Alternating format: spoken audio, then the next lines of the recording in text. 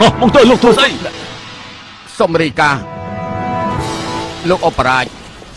ខ្ញុំទទួលបានបាត់ពុកមានតម្លៃមួយគឺកំបិតផ្កាយ7ខ្ញុំគិតថារបស់ល្អដល់ម្លឹងខ្ញុំមិនស័ក្តិសមនឹងប្រើវាទេហើយខ្ញុំដឹងថាលោកម្ចាស់ស្រឡាញ់អាវុធខ្លាំងណាស់បាទគឺខ្ញុំចង់ជូនកំបិតនេះដល់លោកអបរាជអូឲ្យមកខ្ញុំមើល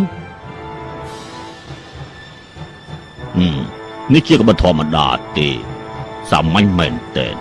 មិនគួរថាជាកំបិតល្អលោកអាចឲ្យខ្ញុំខ្ចីប្រើសិនបាទទេ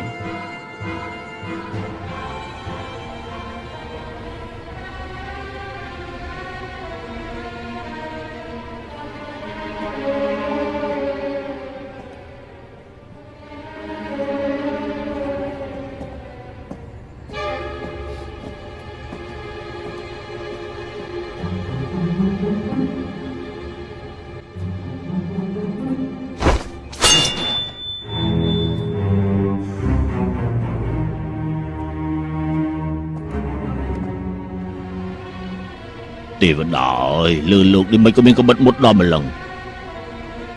អស់ចាពិតជាអស់ចាមែនទែនរបស់ល្អដល់ម្លឹងអ្នកណាសមនឹងប្រើមានតែមហាក្សត្រឆ្លៀសវៃដូចជាលោកអបរាជទេទើបស័ក្តិសមប្រើកំបិតទឹកនេះមង្ទើឯងពិតជាមានចិត្តស្មោះជាមួយនឹងយើងពិតមែនឯងនៅទីនេះហើយយើងអរគុណឯងហើយអរគុណ